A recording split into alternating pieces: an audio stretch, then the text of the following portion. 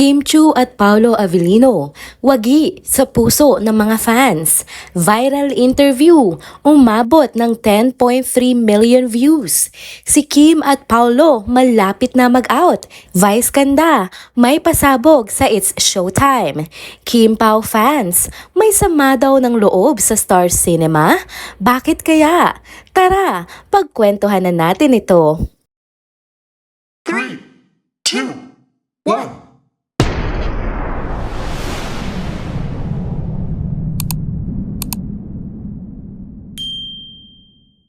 Hello mga ka-trenders! Welcome back muli sa ating channel. Kung bago pa lamang kayo dito, huwag nang kalimutang mag-like, mag-comment, mag-subscribe at i-hit na rin ang bell notification para lagi kayong updated sa mga balitang trending at napapanahon. Happy Sunday mga ka-trenders! Narito na naman tayo para maghatid ng kwentuhang punong-puno ng good vibes patungkol sa ating mga paboritong artista. At ngayong araw, spotlight natin ang nakakatuwang tandem na sina Kim Chiu at Paolo Avellino. Sa isang trending na post sa X na dating ang Twitter, kitang-kita ang papuri ng isang netizen sa kakaibang chemistry at humor ni na Kim Chiu at Paolo Avellino. May isang netizen kasi na nagbahagi ng screen capture ng dalawa mula sa isang interview. Sabi niya, nakakabilib daw ang natural na rapport ng Kim Pao. May hindi na raw kailangan ng anumang OA na promo para mapansin. Sa caption ng kanyang post, tinukoy niya ang isang viral na video mula sa TV Patrol kung saan makikitang hinatak ni Kim Chiu si Paolo Avellino para magsimula na ang kanilang interview sa block screening ng pelikulang And the Breadwinner Is, isang special na tribute para sa mga breadwinners at pinagbibidahan nga ni Vice Ganda. Ang nasabing video ay inupload ng fans sa TikTok, partikular na ng Kim Pao Cebu, at ngayon ay nakaka-wow na 10.3 million views na. Aba, hindi birong numero ito ha? Talaga namang patunay na malakas sa masa ang dalawa. Wala nang kailangang pakulo. Sapat na ang kanilang pagiging totoo at nakakatuwang moments para mahalin sila ng kanilang mga fans. Kung titingnan mo ang eksena sa video, hindi talaga scripted. Si Kim energetic at full of life, gaya ng nakasanayan na natin sa kanya, habang si Paolo naman ay cool at mukhang game lang sa lahat ng kalukuhan ni Kim Chiu. Kaya siguradong napaka-refreshing nilang panoorin bilang duo. Ito rin marahil ang dahilan kung bakit instant hit ang bawat clip nila sa social media. Sa dami ng viewers at supporters, hindi na nakakagulat kung mas madami pang proyekto nga ang pagsasamahan ng dalawa.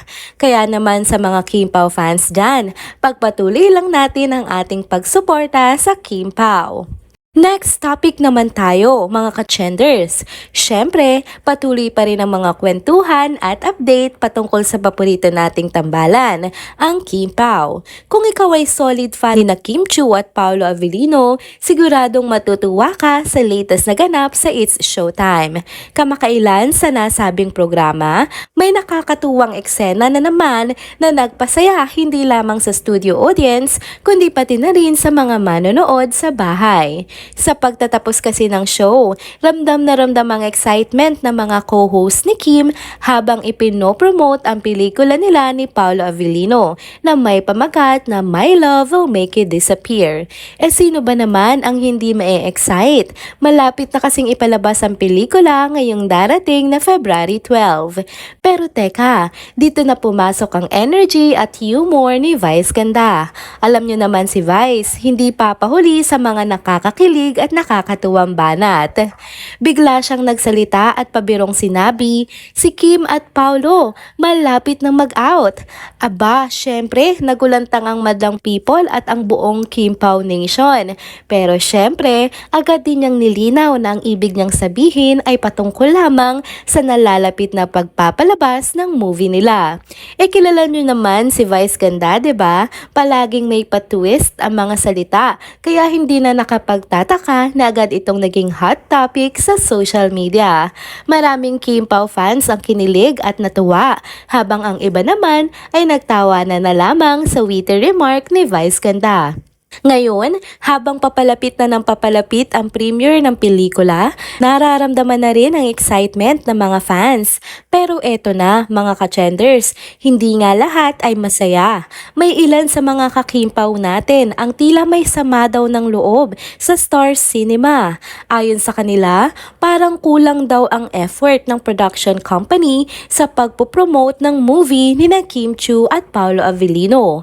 Napansin nila na tila hindi masyadong nabibigyan ng sapat na exposure ang pelikula kumpara sa ibang proyekto ng Star Cinema. Ilan pa nga sa mga fans ang nagsabing hindi na sila nagugulat dahil ganito raw talaga ang treatment ng Star Cinema kay Kim Chiu kahit pa nitong mga nakaraang taon.